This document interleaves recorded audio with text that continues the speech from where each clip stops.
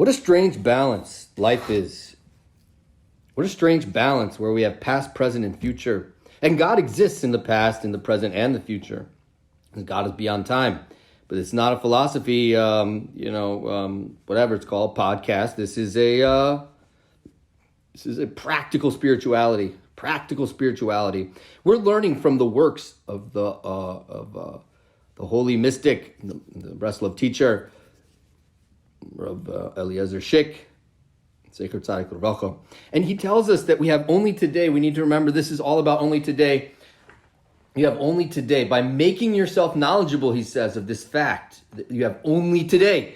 And ingraining within your heart the undeniable fact that you have only today. You will certainly succeed both spiritually and physically, and your entire attitude about life will change completely.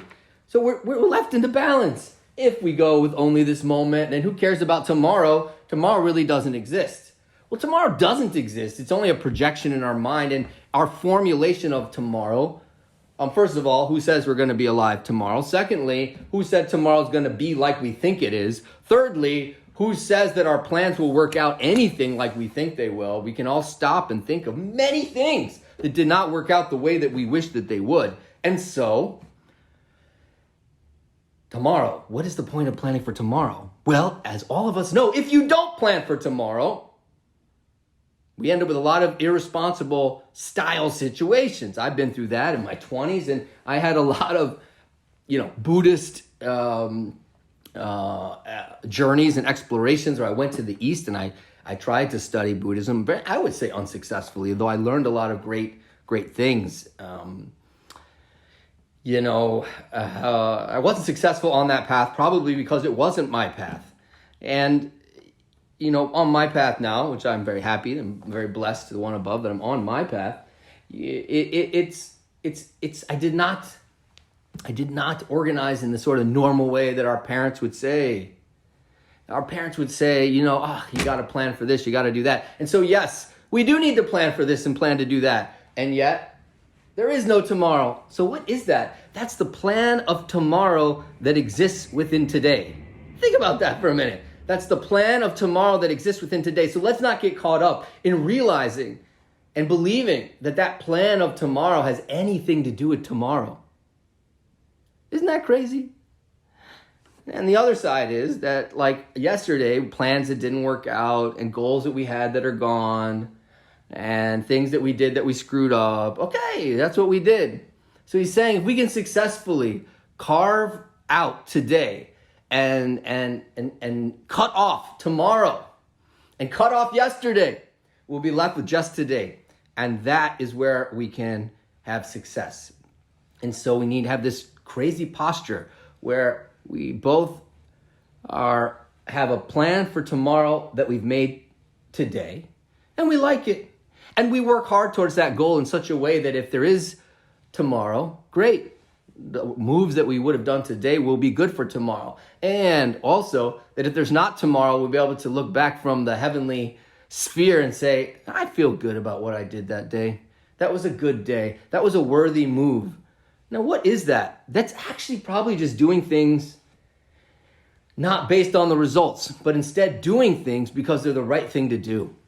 In other words, working to make income is the right thing to do to support yourself and to support our families. So if I do arrive at the accomplishment, great. And if I don't arrive at the accomplishment, fine. That's it. So shifting from doing things towards a goal where I must achieve the goal to have been successful to, I am going to do the right thing today. And that right thing is what I know leads to future successes spiritually and materially. And yet it's independent. It's like the thing I'm doing today is independent from the move of tomorrow. And I think that could be one way of looking at what the Mohorash here is guiding us to. That we need to, if we can achieve, like what is he talking about only today? You're going to walk out to people and ask them, is today today? Of course today's today, Daniel. Like they look at you like you're, what? Like you're a moron. So what do you mean today is today? Only today. Meaning that everything needs to exist inside a sphere called only today. But tomorrow there'll probably be an only today, hopefully. And so if I can separate it and realize that I can do the right thing today. So therefore, let's work on doing the right thing today and with a good eye for tomorrow, that we have our eyes in our head. It says in Koheles, I believe in chapter 4, verse 2, I think. I only know that. I'm not smart like that. But yesterday for my workbook I'm making for a course, I looked up the verse. And it says, the wise man has his eyes in his head, and the fool walks in darkness. And what does that mean, you have your eyes in my head? My eyes are in my head currently. Are yours? Yeah. So what are we talking about? We're talking about that he sees what's ahead of him, right? If his eyes are in my head and I'm looking in front, then I have a plan.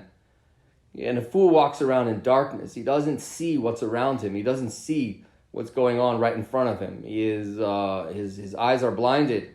So we need to have our eyes open. We need to have our eyes in our head and see what's in front of us and realize that we need to do what is in today and nothing else. And yet today it has a tomorrow built into it.